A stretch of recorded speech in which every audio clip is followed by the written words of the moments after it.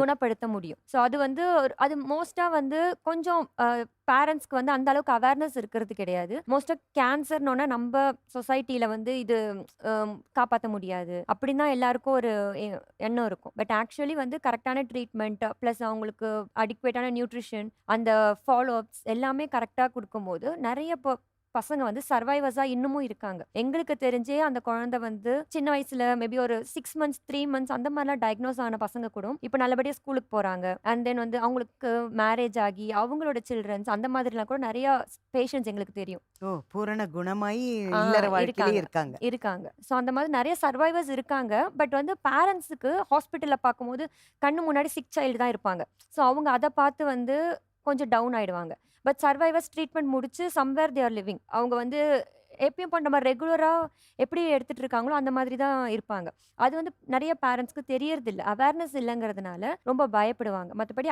கரெக்ட்டான டைம்ல treatment with adequate nutrition and எல்லாமே இருந்துச்சுன்னா and we can cure the childhood cancer. இப்போ உங்க சைட்ல இருந்து, உங்க தரப்புல இருந்து எந்த வகையில நீங்க ஹெல்ப் பண்றதா இருக்கீங்க? ஆக்சுவலி சில்ட்ரன்ஸ் வரும்பொழுது மோஸ்ட்டா பேரண்ட்ஸ் என்ன வந்து பண்ணுவாங்கன்னா, மெடிசின்ஸ் கண்டிப்பா வந்து அவங்களுக்கு குடுக்கணும். கீமோதெரபி மெடிசின்ஸ் அது மெயின் பார்ட். அண்ட் அந்த டைம்ல வந்து அவங்க அவங்களோட நியூட்ரிஷன வந்து பெருசா கவனிக்க மாட்டாங்க.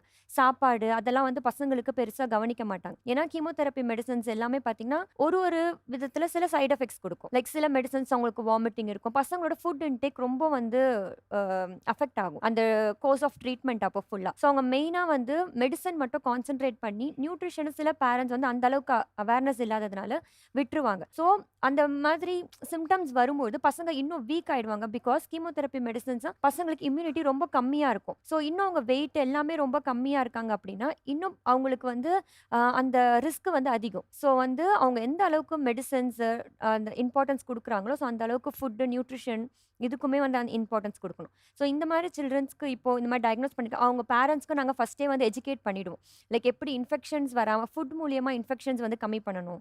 அண்ட் எப்படி வந்து அவங்கள ஃபாலோ அப்ஸ் வந்து எப்படி நீங்க கரெக்ட்டா வந்து மெயின்டெயின் பண்ணணும்.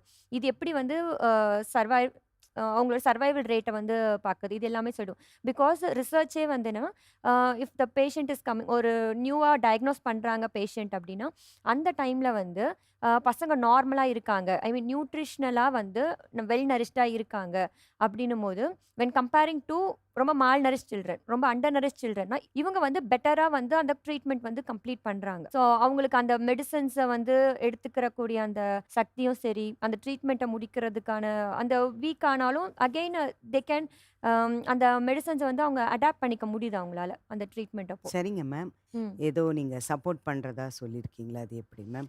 ஃபுட்டு உங்களுடைய ஹையர் அஃபிஷியல்ல ஆ சொல்லியிருக்காங்க. Yes ma'am. ஆ. ஆக்சுவலி நெறைய NGOs they are working for இந்த மாரி கேன்சர் சில்ட்ரன்ஸ். அண்ட் நான் வொர்க் பண்ண பீரியட்ல and there is a NGO called can kids. அவங்க வந்து ஹோலிஸ்டிக்கா வந்து ஃபுல்லா சப்போர்ட் பண்றாங்க. லைக் இப்போ ஒரு கேன்சர் சில்ட்ரன் டயக்னோஸ் பண்றா அது வந்து ஃபுல் பேன் இண்டியால இருக்கு அந்த அது அவங்களுக்கு என்ஜிஓ. புரியிற மாரி கொஞ்சம் தெளிவா சொல்லுங்க.